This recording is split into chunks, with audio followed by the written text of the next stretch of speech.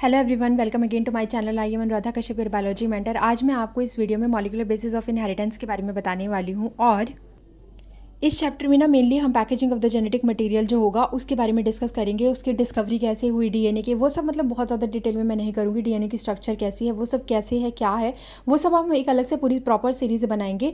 But on the demand of some student मैं सिर्फ और सिर्फ आज packaging of the genetic material करवाने जा रही हूँ। This are my own handwritten notes, इनके थ्रू मैं आपको समझाने की कोशिश करूँगी। देखो, जो डीएनए होता है ना, उससे पहले सबसे पहले ये समझना कि उसकी डिस्कवरी हुई कैसी है। थोड़ा सा स्पीड अप रहेगा। तो देयर वर सम साइंटिस्ट जैसे कि जोसेफ फ्रेडरिक मिशर थे। इन्होंने क्या किया था, डीएनए को आइसोलेट किया था। किससे आइसोलेट किया था? इन्होंने इसको ल्यूकोसाइट यानी कि जो डब्ल्यूबीसीज होते हैं उनसे आइसोलेट किया था। और इसका नाम उन्होंने क्या रख दिया था? न्यूक्लियन रख दिया था। उसके बाद एक अनदर साइंटिस्ट आए जिनका नाम था अल्टमन। आप सिर्फ ना सुनने पे ध्यान दीजिए।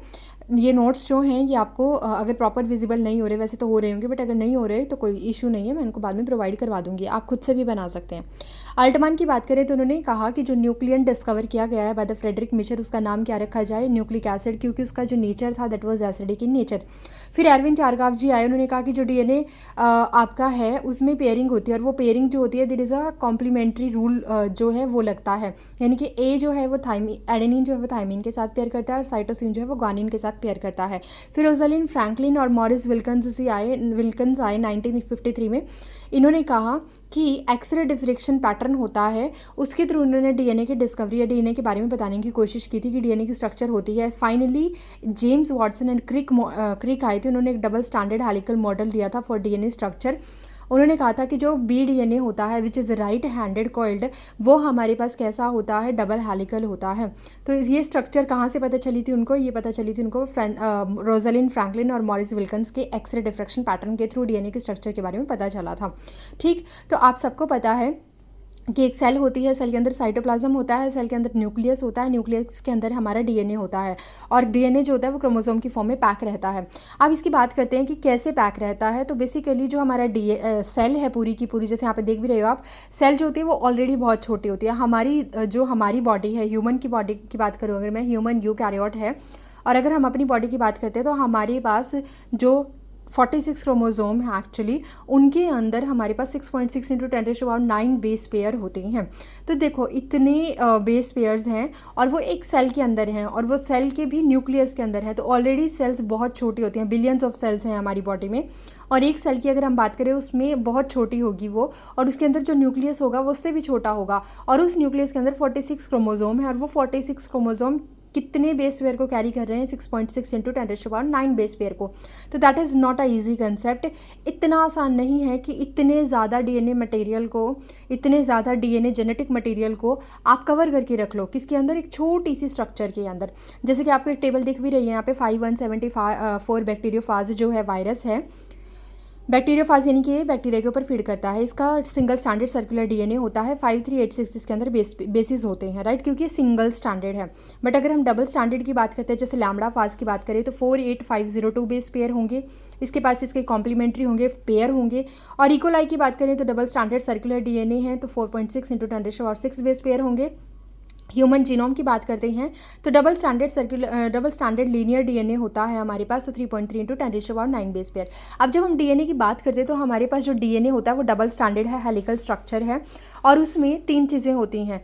एक्चुअल में एक पूरा डीएनए जो है उसकी सबसे छोटी जो यूनिट होती है दैट इज़ बेसिकली न्यूक्लियोटाइड। और एक न्यूक्लियोटाइड 3 चीज़ों से मिलकर बनता है। जैसे कि अगर मैं आपको यहाँ पे समझाऊँ तो यहाँ पे यू कैन सी, एक न्यूक्लियोटाइड की अगर मैं बात करूँ तो इन चीज़ों से बनता है शुगर। ओके, तो 3 चीज़ों से बनता है शुगर, नाइट्रोजनस बेस और फॉस्फेट। अगर मैं सिर्फ शुगर और नाइट्रोजनस बेस की बात करती हूँ तो that is considered as a nucleoside. और फिर जब हम इसमें फॉस्फेट भी जोड़ देते हैं तो ये हमारा हो जाता है न्यूक्लियोटाइड। ठीक है, अब एक न्यूक्लियोटाइड को देखो, यहाँ पे आपको समझ में आएगा, गिव मी 1 सेकेंड। यहाँ पे आपको समझ में आएगा अच्छे से कि एक शुगर है जो डीऑक्सीराइबोज शुगर है, क्योंकि मैं डीएनए की बात कर रही हूँ। इस डीऑक्सीराइबोज शुगर के 5 प्राइम के एंड पे एक फॉस्फेट ग्रुप को जोड़ दिया गया है, और उससे ऊपर एक और शुगर है जिसके 3 प्राइम एंड पे भी फॉस्फेट ग्रुप के साथ बॉन्ड बना दिया गया है। तो यहाँ पे अगर देखोगे तो शुगर है, शुगर के साथ एक साइड पे फ्री फॉस्फेट ग्रुप है, और इसी शुगर के 3 प्राइम पे आपने एक फॉस्फेट अटैच किया, और एक बॉन्ड बनाया, इस बॉन्ड को बोलते हैं फॉस्फोएस्टर बॉन्ड। इसी तरीके से इससे नीचे वाली जो शुगर है उसके साथ भी आपने इस फॉस्फेट की बॉन्डिंग अटैच कर दी, तो इसको भी बोला फॉस्फोएस्टर बॉन्ड। और जब दोनों को जोड़ोगे तो क्या बन जाएगा, फॉस्फोडाइएस्टर बॉन्ड। तो ये जो है ना बिटवीन टू न्यूक्लियोटाइड, इसको हम बोलते हैं फॉस्फोडाइएस्टर बॉन्ड। आप ऐसे कंसिडर कर लो कि जो डीएनए है ना वो बिल्कुल स्टेयर्स की तरह होता है, यानी कि जो स्टेयर्स की रेलिंग होती है जिनको पकड़ के आप चलते हो वो शुगर और फॉस्फेट की बनी हुई होती है, इसलिए हम इसको बोलते हैं sugar phosphate backbone of DNA. और जो अंदर की तरफ आपकी स्टेयर्स होती हैं वो एक्चुअली क्या होते हैं, नाइट्रोजिनस बेस होते हैं। अब ये नाइट्रोजिनस बेस बेटा दो तरीके के हो सकते हैं, या तो ये हो सकते हैं, ये नाइट्रोजिनस बेस दो तरीके के हो सकते हैं, या तो ये हो सकते हैं पिरिमिडिन बेसिस, या फिर ये हो सकते हैं प्यूरिन। प्यूरिन जो होते हैं वो दो होते हैं आगे, प्यूरिन होते हैं एडेनिन और ग्वानिन। प्यूरिन की स्ट्रक्चर देखोगे तो नाम छोटा है लेकिन दो रिंग होंगी, नाम छोटा है लेकिन दो रिंग होंगी। एडेनिन की स्ट्रक्चर ऐसी होती है, ग्वानिन की स्ट्रक्चर ऐसी होती है। Again I am saying I am not going in detail क्योंकि मैं एक अलग से सीरीज बनाऊंगी इसके लिए, अभी हम पैकेजिंग को डिटेल में करेंगे। पिरिमिडिन की बात करें तो पिरिमिडिन में आपके पास तीन आते हैं, यूरेसिल, थाइमिन और साइटोसिन। तीनों में एक कॉमन एक रिंग ही होती है, दो रिंग नहीं होती हैं। और उसके अलावा अगर हम बात करें तो जो यूरेसिल है वो सिर्फ आरएनए में मिलता है। अगर हम बात करते हैं थाइमिन की तो वो सिर्फ और सिर्फ डीएनए में मिलता है। और साइटोसिन की अगर मैं बात करती हूँ तो आरएनए और डीएनए दोनों के अंदर मिलता है। अगर हम प्यूरिन की बात करते हैं तो प्यूरिन में 4 पोजीशन पे नाइट्रोजन होती है, 1, 3, 7 और 9। ठीक है, 1, 3, 7 और 9, इन 4 पोजीशन पे नाइट्रोजनस बेस होते हैं, सॉरी नाइट्रोजन होती है। इसीलिए कार्बन को रिप्लेस करके नाइट्रोजन आ गई, इसलिए हम इसको क्या बोल देते हैं, हेट्रोसाइक्लिक रिंग भी बोल देते हैं। इसी तरीके से पिरिमिडिन में अगर देखते हो तो पिरिमिडिन में 1 और 3rd पोजीशन पे क्या होता है, 1 और 3rd पोजीशन पे क्या होती है, नाइट्रोजन होती है। ये डिटेल में मैं फिर कभी कराऊंगी, बट इतना याद रखना, पिरिमिडिन 3 होते हैं, प्यूरिन 2 होते हैं। प्यूरिन एडेनिन और ग्वानिन होता है। पिरिमिडिन हमेशा क्या होते हैं, यूरेसिल, साइटोसिन और थाइमिन। यूरेसिल सिर्फ आरएनए में मिलता है, थाइमिन हमेशा डीएनए में मिलता है और साइटोसिन हमेशा आरएनए और डीएनए दोनों के अंदर हमें मिलता है। ठीक, अब कुछ रूल्स होते हैं। कुछ रूल्स का क्या मतलब है, आपने समझ लिया कि एक पूरी वॉल जैसे एक ब्रिक से बनती है, तो उसी तरीके से यहाँ पे ब्रिक डीएनए को बनाने के लिए क्या है, एक न्यूक्लियोटाइड है। अगर मैं बोल दूँ एक न्यूक्लियोटाइड एक सिंगल स्टैंडर्ड लीनियर डीएनए है, यानी आपको दिख भी रहा है एक सिंगल स्टैंडर्ड लीनियर डीएनए जिसमें मैंने 5 न्यूक्लियोटाइड आपस में जोड़ दिए हैं, 1, 2, 3 और 4 एंड 5 न्यूक्लियोटाइड को आपस में जोड़ा है, राइट। तो यहाँ पे आपको क्वेश्चन पूछा जाएगा कि कितने फॉस्फोडाइएस्टर बॉन्ड होंगे। तो देखो, इसके और इसके बीच में एक फॉस्फोडाइएस्टर बॉन्ड, इसके और इसके बीच में एक फॉस्फोडाइएस्टर। तो ऐसे करते करते आपको कितने फॉस्फोडाइएस्टर बॉन्ड मिले, 4 फॉस्फोडाइएस्टर बॉन्ड, है ना। तो for single standard linear DNA phosphodiester bond का जो फॉर्मूला होगा that will B n-1। n क्या है यहाँ पे, नंबर ऑफ न्यूक्लियोटाइड। बट वहीं पर अगर हम बात करते हैं सिंगल स्टैंडर्ड सर्कुलर डीएनए के लिए, तो यहाँ पे जो फॉस्फोडाइएस्टर बॉन्ड है वो कितने होंगे, वो एग्जैक्टली इतने ही होंगे जितने आपके न्यूक्लियोटाइड हैं। तो यहाँ पे आप देख भी सकते हो रेड वाले क्या हैं, ये आपके फॉस्फोडाइएस्टर बॉन्ड होते हैं। तो n is equal to phosphodiester bond, जितने नंबर ऑफ न्यूक्लियोटाइड होंगे उतने ही आपके फॉस्फोडाइएस्टर बॉन्ड होंगे। तो ये फॉर्मूले होते हैं। सिंगल स्टैंडर्ड लीनियर डीएनए के लिए फॉर्मूला है फॉस्फोडाइएस्टर बॉन्ड का n-1, n is the number of nucleotide. और सिंगल स्टैंडर्ड सर्कुलर डीएनए के लिए जो फॉर्मूला होता है that is n is equal to phosphodiester bond, यानी जितने नंबर ऑफ न्यूक्लियोटाइड होंगे उतना ही आपका फॉस्फोडाइएस्टर बॉन्ड रहेगा। For double standard linear DNA के लिए अगर हम बात करें तो यहाँ पे देखो ये डबल स्टैंडर्ड है, एक ये वाला स्टैंड हो गया 5 प्राइम से 3 प्राइम, ये 3 प्राइम है, ये 5 प्राइम है। 5 प्राइम पे हमेशा फॉस्फेट ग्रुप होता है, 3 प्राइम पे हमेशा OH ग्रुप होता है। ये रिएक्टिव एरिया होता है, यहाँ पे नए न्यूक्लियोटाइड आकर के अटैच हो सकते हैं। इस एरिया पे कभी भी नए न्यूक्लियोटाइड आकर के अटैच नहीं होते हैं। तो अगर आप डबल स्टैंडर्ड डीएनए की बात करें तो ये आपका 5 प्राइम से 3 प्राइम है और ये 3 प्राइम से 5 प्राइम है। तो यहाँ पे आपको एंटी पैरेलल दिखाई दे रहे हैं दोनों के दोनों स्टैंड, ठीक है। उसके अलावा चारगाव जी ने कुछ रूल्स दिए थे कि एडेनिन जो होता है वो थाइमिन के साथ 2 हाइड्रोजन बॉन्ड से पेयर होगा, और ग्वानिन जो होता है वो साइटोसिन के साथ 3 हाइड्रोजन बॉन्ड से पेयर होता है। कभी भी ग्वानिन जो है वो थाइमिन के साथ पेयर नहीं हो सकता, एडेनिन कभी भी साइटोसिन के साथ पेयर नहीं हो सकता, ठीक है। तो डबल स्टैंडर्ड लीनियर डीएनए के लिए आप जो फॉर्मूला लगाओगे that will be n-2 is equal to phosphodiester bond. जितने न्यूक्लियोटाइड होंगे उसका 2 कम कर दीजिए, वो क्या होंगे, आपके फॉस्फोडाइएस्टर बॉन्ड होंगे। जैसे सपोज यहाँ पे आपके पास 10 न्यूक्लियोटाइड हैं, 1, 2, 3, 4, 5, एक स्टैंड पे 5 है, दूसरे स्टैंड पे भी 5 हैं। तो अगर फॉस्फोडाइएस्टर बॉन्ड काउंट करोगे ब्लू वाले 1, 2, 3, 4, 1, 2, 3, 4, तो यहाँ पे कितने हो गए, 10 तो ग्लाइकोसाइडिक बॉन्ड होंगे, क्योंकि एक न्यूक्लियोटाइड में ही एक शुगर और एक नाइट्रोजनस बेस अटैच है, तो उतने तो ग्लाइकोसाइडिक बॉन्ड होंगे। लेकिन फॉस्फोडाइएस्टर बॉन्ड का नंबर कम हो जाता है, तो n-2 is equal to phosphodiester bond, ठीक। अब डबल स्टैंडर्ड सर्कुलर डीएनए की अगर मैं बात करती हूँ तो ये पूरा का पूरा डबल स्टैंडर्ड सर्कुलर डीएनए है। यहाँ पे देखो एक स्ट्रैंड अंदर की तरफ है, एक स्ट्रैंड बाहर की तरफ है, 10 न्यूक्लियोटाइड है, 5 बेस पेयर है यहाँ पे, यानी एक स्ट्रैंड में 5 बेस पेयर हैं और एक में 5 बेस पेयर है। तो सर्कुलर के लिए जैसे यहाँ पे सिंगल स्ट्रैंड के लिए n equals to phosphodiester bond था, सेम यहाँ पे 2n equals to phosphodiester bond होगा, यानी जितने फॉस्फोडाइएस्टर बॉन्ड, जितने न्यूक्लियोटाइड होंगे उतना ही फॉस्फोडाइएस्टर बॉन्ड रहेगा, यानी 2n हो जाएगा। ठीक है, यहाँ पे क्वेश्चन है जैसे कि how many phosphodiester bonds are present in plasmid DNA having 1000 base pair. 1000 base pair है और प्लाज्मिड डीएनए की बात हो रही है which is double standard circular. ठीक है, तो डबल स्टैंडर्ड सर्कुलर डीएनए है। अगर 1000 बेस पेयर बोला है तो 2000 न्यूक्लियोटाइड है, इसका मतलब क्योंकि डबल स्टैंडर्ड है और फॉस्फोडाइएस्टर बॉन्ड पूछ रहा है तो डबल स्टैंडर्ड सर्कुलर के 2000 न्यूक्लियोटाइड हो गए हैं, तो 2000 ही फॉस्फोडाइएस्टर बॉन्ड होंगे क्योंकि वो सर्कुलर होता है। आई होप ये समझ में आया होगा। ठीक है, तो अभी एरविन चारगाफ जी ने हमें कुछ रूल्स दिए थे, उनके रूल्स के अकॉर्डिंग आप समझ लो। उन्होंने कहा था कि purines are always equals to pyrimidine, यानी कि applicable only on double standard DNA, जो सिर्फ डबल स्टैंडर्ड डीएनए होगा उसी पर ही एप्लीकेबल होगा, और प्यूरिन हमेशा पिरिमिडीन के बराबर होता है। प्यूरिन कौन कौन से थे? Adenine plus guanine is equal to cytosine plus thymine. ठीक है, अगर हम रेशो निकालते हैं प्यूरिन बाई पिरिमिडीन का तो वो ऑलवेज 1 होता है, और हमेशा एडेनिन जो होता है वो थाइमिन के साथ पेयर करता है विद 2 हाइड्रोजन बॉन्ड, और ग्वानिन हमेशा पेयर करता है साइटोसिन के साथ विद 3 हाइड्रोजन बॉन्ड। एंड इसीलिए जिसमें जी और सी का कंटेंट ज़्यादा होगा वहाँ पे जो डीएनए है वो ज़्यादा क्या होगा? रिच होगा जी और सी में, तो वो ज़्यादा स्ट्रॉन्ग भी होगा। बट अगर हम देखें ए और टी, यानी कि एडेनिन और थाइमिन, एक प्यूरिन और एक पिरिमिडिन, और इसी तरीके से एक प्यूरिन और एक पिरिमिडिन का रेशो निकालते हैं तो ये एक्स आता है। It is not always equal to 1 because ये वेरिएबल होता है एंड ये स्पेसिफिक होता है फॉर अ स्पीसीज। जैसे कि अगर हम प्रोकैरियोट की बात करें तो प्रोकैरियोट में it is always less than 1। E coli में ये 0.92 होता है विच इज़ अ प्रोकैरियोट, और यूकैरियोट में हमेशा इक्वल टू मोर देन 1 होता है, जो कि हम ह्यूमन का एग्जाम्पल लें अगर तो वहाँ पे 1.52 रहेगा।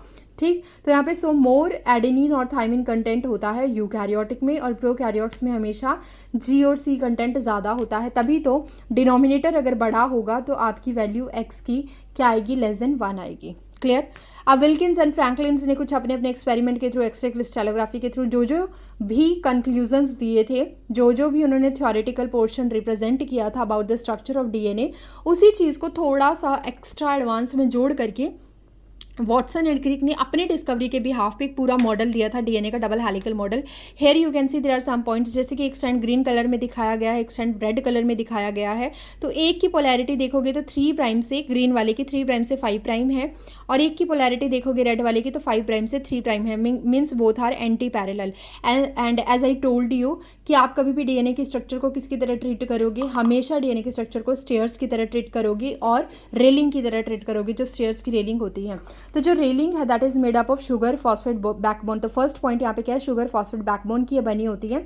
इसमें जो पोलैरिटी है that is antiparallel to each other. और तीसरी चीज़ यहाँ पे एडेनिन जो होता है वो थाइमिन के साथ बॉन्ड्स बनाता है 2 हाइड्रोजन बॉन्ड के साथ according to Erwin Chargaff rule. And cytosine always binds with guanine with 3 hydrogen bond. हमेशा एक पिच में, जब हम बी डीएनए की बात करते हैं विच इज़ राइट हैंडेड, तो इस बी डीएनए को जो कॉमन होता है यूकैरियोट में, इस बी डीएनए के अंदर एक पूरे के पूरे टर्न में, पूरे के पूरे ट्विस्ट में हमारे पास 10 बेस पेयर आते हैं, और हर बेस पेयर का जो एंगल होता है वो 36 डिग्री पे होता है, क्योंकि 360 डिग्री पर आप टर्न करते हो। फुल लेंथ की अगर हम बात करते हैं पिच की तो दैट इज़ 3.4 नैनोमीटर और 34 एंगस्ट्रॉम रहती है ऑफ 10 बेस पेयर। और अगर 2 सीढ़ियों के बीच की बात करें तो उनका जो डिस्टेंस होता है between the 2 base pair that is 0.34 nanometer और 3.4 एंगस्ट्रॉम रहता है। यहाँ पे जब पास पास आते हैं दोनों डीएनए तो माइनर ग्रुप बनती है, जब दूर दूर जाते हैं तो मेजर ग्रुप बनती है। हमेशा एक क्वेश्चन पूछा जाता है that what is the reason for the stability of the DNA. So there are 2 most probable reason for the stability of DNA. One is the basically the hydrogen bonds which is present between the nitrogenous base, as you can see here adenine और guanine के बीच में 2 hydrogen bond है, और cytosine और adenine और thymine के बीच में 2 hydrogen bond है, और साइटोसिन एंड ग्वानिन के बीच में 3 हाइड्रोजन बॉन्ड है। तो हाइड्रोजन बॉन्ड की वजह से ज़्यादा स्टेबिलिटी आती है डीएनए में। दूसरी चीज़, यहाँ पे जो बेसिस होते हैं they always stack over each other. तो जो बेस पेयर हैं वो एक दूसरे के ऊपर रखे गए हैं, सीढ़ियाँ जो होती हैं वो एक दूसरे के ऊपर रखी गई हैं, इसी वजह से भी इसमें क्या आती है? स्टेबिलिटी आती है। तो ये हमेशा शुगर फॉस्फेट की बैकबोन होती है, और जिसमें नाइट्रोजनस बेस क्या होते हैं? दे प्रोजेक्ट इनसाइड, दे प्रोजेक्ट इनवर्ड, है ना। हमारे पास डीएनए के काफ़ी सारे टाइप हैं, ABCD DNA which are right handed, और A DNA 11 base pair, B DNA 10 base pair, C DNA 9 base pair, D DNA 8 base pair. और जो जेड डीएनए होता है that is of 12 base pair, but it is left handed, again अलग होता है।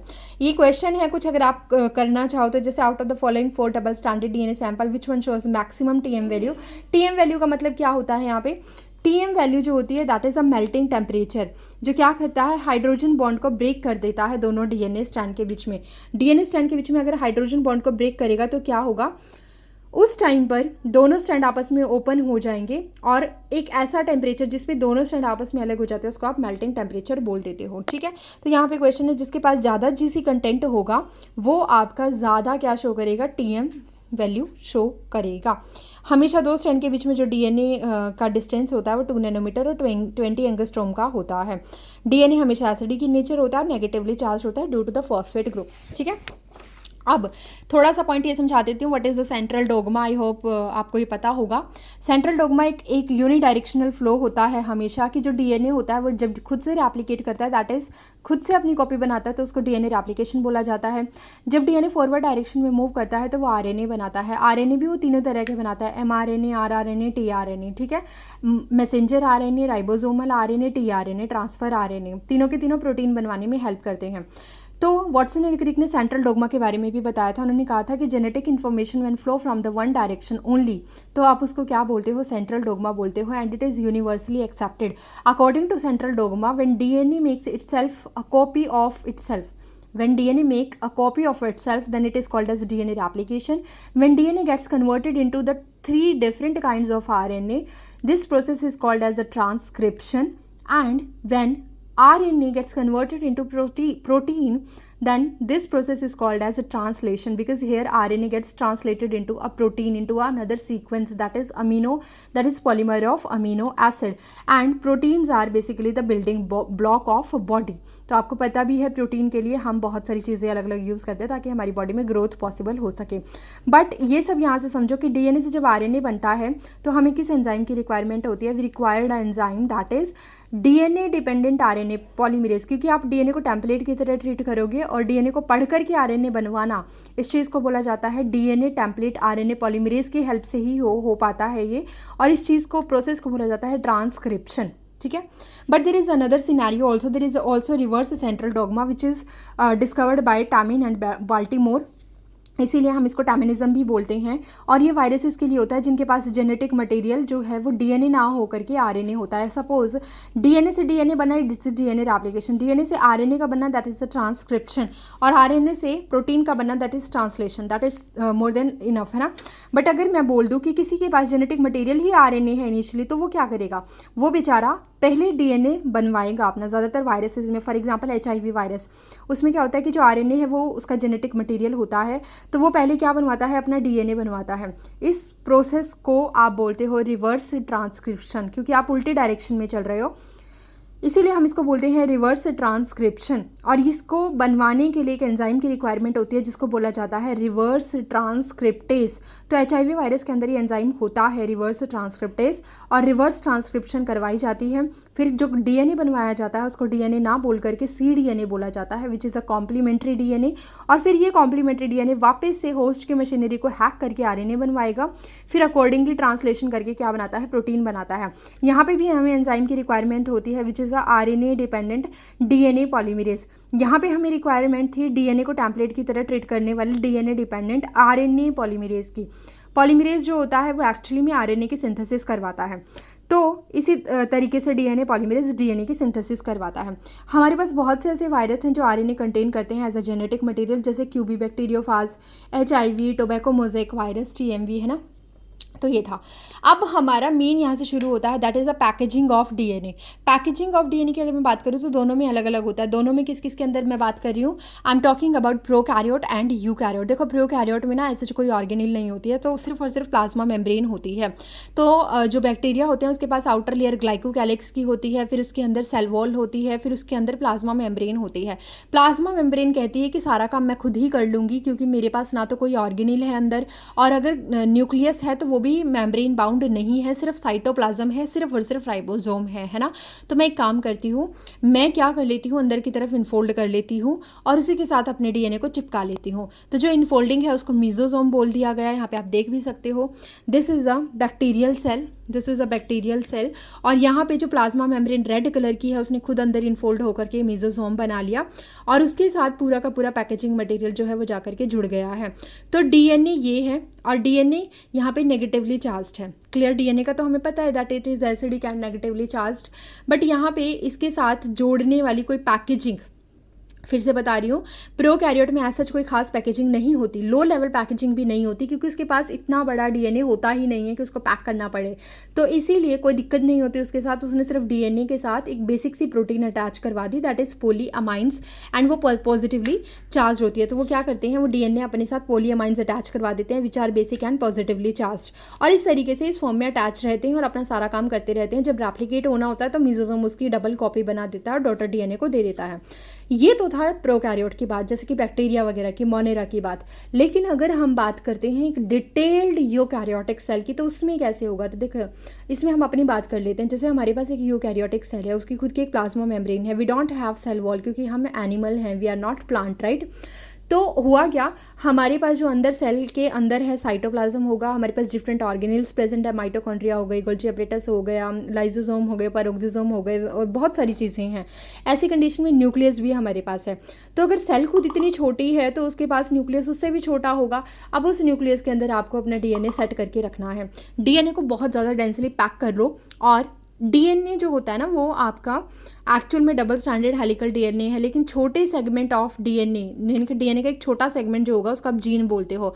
तो gene सबसे छोटा होता है, फिर डीएनए आता है, फिर डीएनए धागे की फॉर्म में पैक होने लगता है, और जो धागे की फॉर्म में, सिंगल धागे की फॉर्म में पैक होता है, तो वही सिंगल धागा स्टार्टिंग में क्रोमैटिन और क्रोमोसोम की तरह बिहेव करता है, लेकिन जब सेल साइकिल एंड डिवीजन में एस फेज आती है तो वो रेप्लिकेट हो जाता है और उस एक धागे से अपनी दो धागे बन जाते हैं, और वो दोनों धागे अब दो क्रोमैटिड और एक क्रोमोसोम की तरह बिहेव करने लगते हैं, क्योंकि वो सिंगल सेंट्रोमियर से जुड़े हुए होते हैं। चलो ये मैं डिटेल में और बताती हूँ। अब यूकैरियोटिक की बात करते हैं, तो यहाँ पे हमें एक बात समझ आ गई कि हमें बहुत अच्छे से अपने डीएनए को पैक करके रखना होगा, क्योंकि DNA is very large in amount, right. तो हमने कहा कि डीएनए नेगेटिवली चार्ज था, तो एक काम करते हैं, देखो यहाँ पे लिखा भी है कि एक ह्यूमन में जीनोम जो होता है which is a haploid set of chromosome, तो वो 3.3 × 10⁻⁹ बेस पेयर को कैरी करता है। टेबल में मैंने लिखवाया भी है। तो जो 2n है यानी कि डिप्लॉयड सेट ऑफ क्रोमोसोम होगा, वो कितना रखेगा, 6.6 × 10⁻⁹ बेस पेयर। और आपको पता है कि एक बेस पेयर के बीच में, दो स्टेयर्स के बीच में या दो बेस पेयर के बीच में डिस्टेंस कितना होता है, 0.34 नैनोमीटर का। तो आप उसको अगर मल्टीप्लाई करते हो तो आपको 2.2 मीटर का एक सेल के अंदर डीएनए मिल जाएगा, और ऐसी बिलियंस ऑफ सेल्स हमारे पास होती हैं। तो हमारा डीएनए बहुत ज़्यादा होता है। 2.2 मीटर के डीएनए को सीधा सीधा लंबी फॉर्म में, धागे की फॉर्म में रख पाना हमारे लिए आसान नहीं था, इसलिए हमने इसको बहुत ज़्यादा कॉम्पैक्ट किया। हमें एक बात पता थी कि डीएनए एसिडिक होता है, नेगेटिवली चार्ज होता है, इसलिए हमने इसको एक बेसिक प्रोटीन के अराउंड क्या कर दिया, रैप कर दिया। बेसिक प्रोटीन यहाँ पे क्या होती है, हिस्टोन होती हैं। Histone are basic and they are rich in lysine and arginine. देखो प्रोटीन है, हिस्टोन इज़ अ प्रोटीन, और प्रोटीन अमीनो एसिड से बने होते हैं। हमारे पास 20 अमीनो एसिड्स होते हैं, उनमें से जो हिस्टोन प्रोटीन है वो 2 अमीनो एसिड्स में रिच होती है, that is rich in lysine and arginine. And this is the question of NEET 2025 also, तो please remember it that histone is basic in nature and rich in lysine and arginine. उसके बाद यहाँ पे क्या हुआ कि हमने क्या किया, एक हिस्टोन ली, एक बॉल जैसे हिस्टोन ली, और उसके चारों तरफ डीएनए को रैप करना है। लेकिन पहले हम समझेंगे कि हिस्टोन कैसी होती है। तो सबसे पहले तो ये बात याद रखना कि wrap around histone DNA which is acidic in nature and histone which is basic in nature. DNA जो नेगेटिवली चार्ज है, हिस्टोन जो पॉजिटिवली चार्ज है, दोनों एक दूसरे की तरफ अट्रैक्ट होंगे, और जो डीएनए होता है वो ऊन का गोला एक हिस्टोन का रखा हुआ है, ऊन का एक गोला रखा हुआ है स्टोन का, और उसके चारों तरफ धागे की तरह डीएनए लिपट जाता है, ठीक है।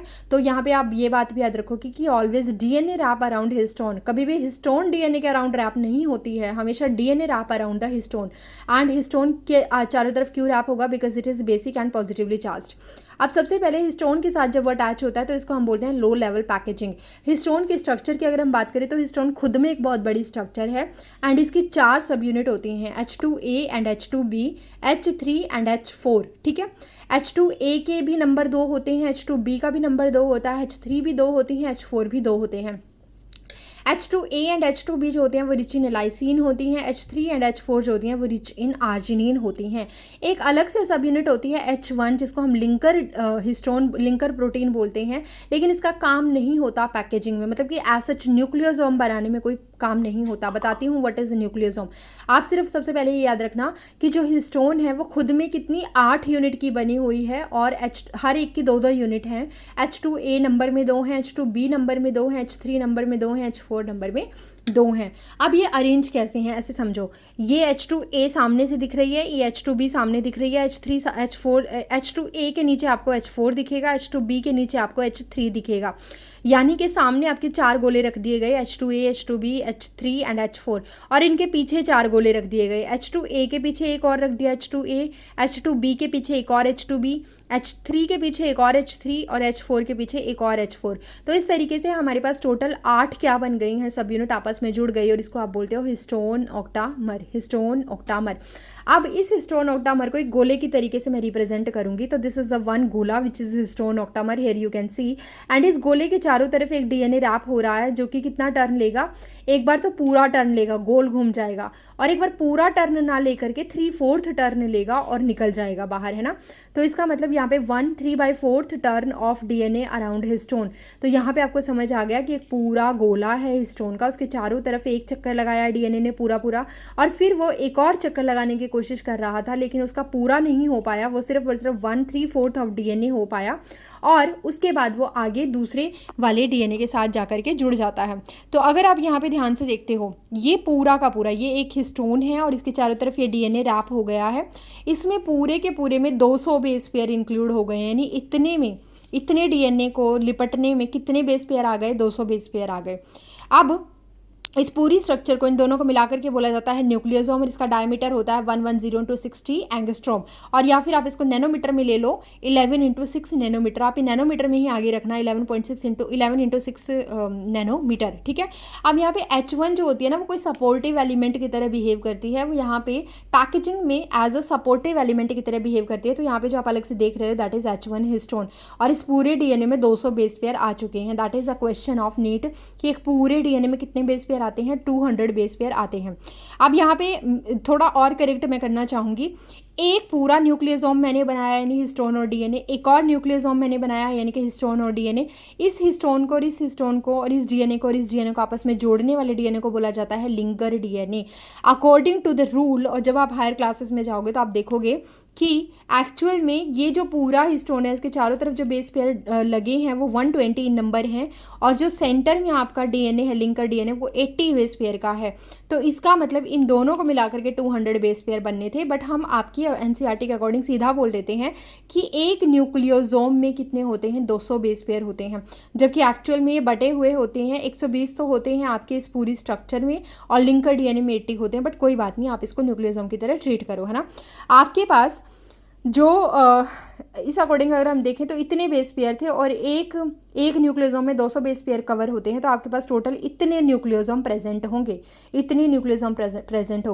आपके पास टोटल इतने बेस पेयर हैं 2n सेल्स में, और आपके पास पता है आपको कि एक न्यूक्लियोसोम में 200 बेस पेयर आ गए हैं, तो आपको कितने न्यूक्लियोसोम मिलेंगे, तो ये इतने नंबर ऑफ न्यूक्लियोसोम आपको मिलेंगे। And this is just the low level packaging.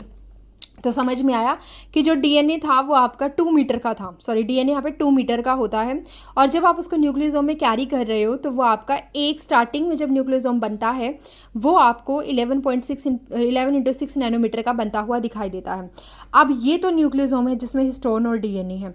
जब आप इसको पूरा धागे की तरह देखो, इसको एक सामने से देखोगे ना, तो आपको ऐसा लगेगा ये पूरा का पूरा कि आपने एक धागे के ऊपर छोटे छोटे मोती रख दिए हैं, इसलिए हम इस स्ट्रक्चर को बोलते हैं beads on a string. That is a low level packaging. जब हिस्टोन इन्वॉल्व होती है तो वो लो लेवल पैकेजिंग होती है, और एक पूरे धागे पे ऐसे छोटे छोटे मोती जैसी स्ट्रक्चर रखी हुई है जिसको हम क्या बोलते हैं, beads on a string, which is a low level packaging. ठीक है, तो अभी हमारे पास डीएनए से न्यूक्लियोसोम बन गया। अब हमने कहा कि नहीं, इतने से काम नहीं बनेगा, हमें इसको और कॉम्पैक्ट करना है। So we required non histone protein. तो हमें सिर्फ और सिर्फ हिस्टोन प्रोटीन की ज़रूरत नहीं होती, हमें और भी प्रोटीन की ज़रूरत होती है। उनको बोला जाता है नॉन हिस्टोन प्रोटीन। जैसे हिस्टोन आर्जिनिन और लाइसिन में रिच थी, इसी तरीके से नॉन हिस्टोन प्रोटीन ट्रिप्टोफैन और टायरोसिन में रिच होती हैं। जब ये नॉन हिस्टोन प्रोटीन इस न्यूक्लियोसोम के चारों तरफ आकर के लग जाती हैं तो इसको और कॉम्पैक्ट कर देती हैं और एक कोयल जैसे स्ट्रक्चर में कन्वर्ट कर देती हैं, एक स्प्रिंग जैसे स्ट्रक्चर बना देती हैं। इसको हम बोलते हैं सोलेनॉइड, जिसका डायमीटर 30 नैनोमीटर होता है। तो nucleosome pack into a coil that twist into another larger coil produced condensed super coiled chromatin fibre. इतना समझ लो कि अब डीएनए आपको दिखना बंद हो गया है सेपरेटली, अब उसके चारों तरफ हिस्टोन भी है, मतलब डीएनए हिस्टोन के चारों तरफ है, न्यूक्लियोसोम बन गया है। बहुत सारे न्यूक्लियोसोम एक बीड्स पर एक स्ट्रिंग पे अटैच हो गए हैं, जिसकी वजह से beads on a string appearance आ रही है। और फाइनली वो इतने ज़्यादा कंडेंस हो गए हैं कि वो एक सोलेनॉइड बन गए हैं, 30 नैनोमीटर का डायमीटर का एक सोलेनॉइड बन गए हैं। बाद में और नॉन हिस्टोन प्रोटीन आई जो अगेन रिच है ट्रिप्टोफैन और टायरोसिन में। ये भी हाई लेवल के पैकेजिंग में इन्वॉल्व रहेंगी और ये उसको और ज़्यादा सोलेनॉइड कर देती हैं, और ज़्यादा कोइल्ड कर देती हैं, सुपर सोलेनॉइड स्कैफोल्ड बन जाता है, जिसका डायमीटर होता है 300 नैनोमीटर। ये बहुत ही हाई पैकेजिंग हो चुकी है। फिर इसके बाद एक सिंगल धागे जैसी स्ट्रक्चर बनती है, जिसको बोला जाता है 700 नैनोमीटर का एक क्रोमैटिन फाइबर। जैसे कि अगर मैं आपको दिखाऊं एक मिनट, तो वो कुछ ऐसा बन जाएगा। यहाँ पे अगर आप देखोगे 700 नैनोमीटर में, तो वो आपको बेटा ऐसा दिखाई देगा। एक मिनट, एक सेकेंड, तो वो आपको कुछ ऐसा दिखाई देगा। यहाँ पे सिर्फ एक सेंट्रोमियर है, दिस इज़ 1 सेंट्रोमियर, इसके साथ अटैच है एक पी आर्म और एक क्यू आर्म। यही एक क्रोमोसोम की तरह भी बिहेव कर रहा है अभी, और एक क्रोमैटिन की तरह भी बिहेव कर रहा है। ठीक है, तो ये क्रोमोसोम और क्रोमैटिन की तरह बिहेव कर रहा है, बट ये बहुत ज़्यादा ही कंडेंस हो गया है। इसका डायमीटर जो है वो 700 नैनोमीटर है। अब आगे जाकर के ये और ज़्यादा कंडेंस हो जाएगा, और जब आप इसको मेटाफेजिक स्टेज में देखोगे तो ये आपको कुछ ऐसा दिखाई देने लगता है। रिमेंबर, जब हम बात करते हैं मेटाफेजिक क्रोमोसोम की, जो इक्वेटर पे अलाइन हो जाते हैं, जिनका एक ही सेंट्रोमियर होता है, जिसके 2 धागे हैं, 2 क्रोमैटिड हैं और एक क्रोमोसोम है। इसका डायमीटर जो है वो 1400 नैनोमीटर है। Loops coil and form chromosome, and ये क्रोमोसोम आपकी इसकी best stage to study morphology of the chromosome is in the metaphasic chromosome. Metaphasic stage में आप इसको स्टडी कर सकते हो। Remember, cell cycle and division में प्रोफेज, मेटाफेज, एनाफेज, टीलोफेज आती हैं, तो मेटाफेज में आप इसको बहुत अच्छे से इसकी स्टडी कर सकते हो। अब हमें पता चल गया कि हमारे डीएनए में बहुत सारी चीज़ें, मतलब हमारी पैकेजिंग में बहुत सारी चीज़ें इन्वॉल्व हैं। एक तो हमारे पास डीएनए है जो 40% है, उसके बाद हिस्टोन है जो 50% है। ये दोनों मिलकर के न्यूक्लियोसोम बनाते हैं। फिर बाद में और भी प्रोटीन आती हैं, जैसे कि नॉन हिस्टोन प्रोटीन आती हैं। हमारे पास बीच में आरएनए भी आता है, 1.2% आता है।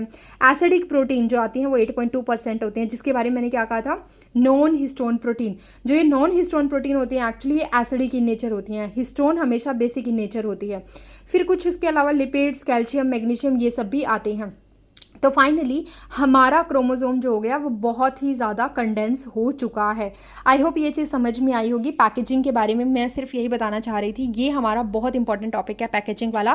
प्रोकैरियोट में ऐसे कोई पैकेजिंग की ज़रूरत नहीं होती, लेकिन यूकैरियोट में हिस्टोन प्रोटीन हमें ज़रूरत होती है। हिस्टोन की स्ट्रक्चर पूछी जाती है, हिस्टोन किस में रिच होता है, लाइसिन और आर्जिनिन में, ये याद रखिएगा। और हिस्टोन की जो सब यूनिट है वो H2A, H2B, H3 और H4 होती हैं, जो पेयर में होती हैं। H1 सिंगल होती है, लिंकर डीएनए। उसके बाद एक न्यूक्लियोसोम की स्ट्रक्चर पूछी जाती है, जिसमें हिस्टोन ऑक्टामर होता है और डीएनए का 1/3 पार्ट होता है डीएनए का, जो उसके चारों तरफ रैप होता है। ये न्यूक्लियोसोम बनता है। ये न्यूक्लियोसोम एक धागे पर एक छोटे छोटे मोतियों की तरह अपीयर होता है, जिसको बीड्स ऑन अ स्ट्रिंग बोला जाता है। और ये बीड्स ऑन स्ट्रिंग और ज़्यादा कॉम्पैक्ट हो जाती है with a non histone protein, जो कि एसिडिक इन नेचर होती हैं, जो सोलेनॉइड बनाती हैं, फिर सुपर सोलेनॉइड बनाती हैं, और फाइनली एक धागे जैसे स्ट्रक्चर बनाती हैं, जिसको क्रोमैटिन फाइबर बोला जाता है, जिसका एक ही सेंट्रोमियर होता है और 2 आर्म्स होती हैं, P and Q arms. And ये आपको cell the unit of life chapter में भी मिल जाएगी क्रोमोसोम की स्ट्रक्चर।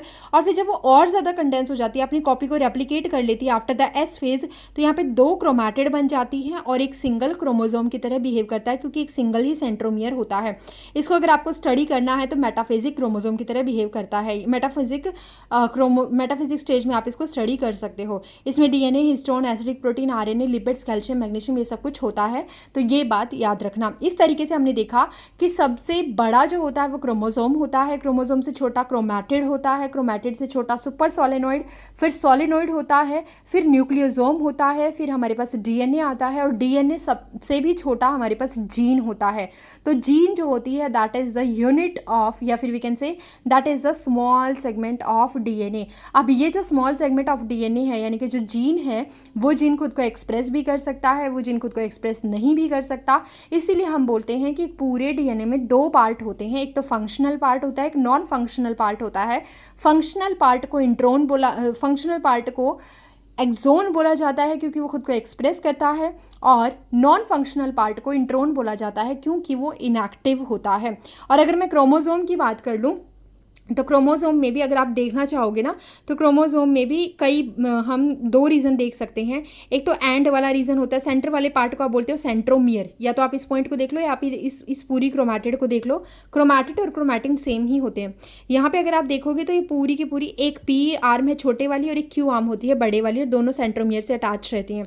सेंट्रोमियर के चारों तरफ आप देखोगे जो एरिया होता है, जो रीजन होता है वो इनएक्टिव होता है, और जो एंड्स पे रीजन होता है वो भी इनएक्टिव होता है और वो डार्कली स्टेन होता है। जब हम इसको एक फ्यूजन डाई से, यानी कि जो एक बेसिक डाई होती है, जब हम उससे क्या करवाते हैं, स्टेन करवाते हैं इसको, तो ये कलर रिटेन करता है। कुछ तो बहुत ज़्यादा डार्क हो जाता है क्रोमोसोम का पार्ट, और कुछ बहुत ही ज़्यादा लाइट रहता है। तो जो डार्क एरिया होता है वो कौन कौन से होते हैं? तो एंड वाले रीजन बहुत ज़्यादा डार्क होते हैं और एक सेंटर वाला रीजन बहुत ज़्यादा डार्क होता है। तो इन डार्क रीजन को हम बोलते हैं heterochromatin, because they are inactive region of DNA. यहाँ पे ऐसे जीन होते हैं जो काम नहीं करते या जिनका कोई अभी काम नहीं होता। उसके अलावा जो लाइटली स्टेन्ड पार्ट होता है इसको हम बोलते हैं यूक्रोमैटिन, क्योंकि ये बहुत ज़्यादा एक्टिव होते हैं, एक्सप्रेसिव होते हैं, फंक्शनल होते हैं, इसलिए इनको यूक्रोमैटिन बोला जाता है। और इसको ट्रीट करवाने के लिए आप डाई कौन सी देते हो? बेसिक डाई, क्योंकि डीएनए क्या है, नेगेटिवली चार्ज्ड है, तो हम इसको एक फ्यूजन नाम की डाई देते हैं जो कि क्या होती है, बेसिक डाई होती है। तो that's all for today. I hope आपको मेरी ये सारी चीज़ें समझ में आई होंगी। Packaging is a very beautiful topic for the NEET perspective, and इससे ज़्यादा करने की ज़रूरत नहीं है। These are more than sufficient. Here are the notes you can see, and मैं इसकी पिक्चर जो है टेलीग्राम पे भी दे दूंगी। अगर आप देखना चाहते हो तो आप मेरा टेलीग्राम चैनल भी ज्वाइन कर सकते हो। तो ये वाली पिक्चर मैं आपको कहाँ भेज दूंगी? टेलीग्राम पे भेज दूंगी। आप चाहो तो इसको नोट डाउन कर सकते हो। चलिए मिलते हैं नेक्स्ट क्लास में। तब तक के लिए ये एक बहुत ही रैंडम टॉपिक था जो मैंने बीच से उठा करके पढ़ाया है। अभी हमारा एनिमल किंगडम जो है वो मेरे चैनल पे चला हुआ है, तो जो भी स्टूडेंट्स वहाँ से पढ़ना चाहते हैं, यूनिक बैच मेरा स्टार्ट है ऑलरेडी इस पे यूट्यूब के ऊपर। एंड आई नो अभी मेरा कंसिस्टेंसी नहीं है, कंटिन्यूटी नहीं है, बट जल्दी से जल्दी मैं कोशिश करूँगी कि मेरी कंटिन्यूटी उस चैनल पे बन जाए और मैं आपको डेली एक लेक्चर प्रोवाइड करवा सकूँ। तो please be with me and stay motivated, stay happy. अभी आपके पास पूरा टाइम है, आप अच्छे से एक्सप्लोर कर सकते हो चीज़ों को। पैकेजिंग ऑफ डीएनए आप ज़रूर कर लीजिएगा, this is totally important, and for this channel it is actually the random topic, but it is very very important. तो चलिए मिलते हैं नेक्स्ट क्लास में। Till then be happy, thank you.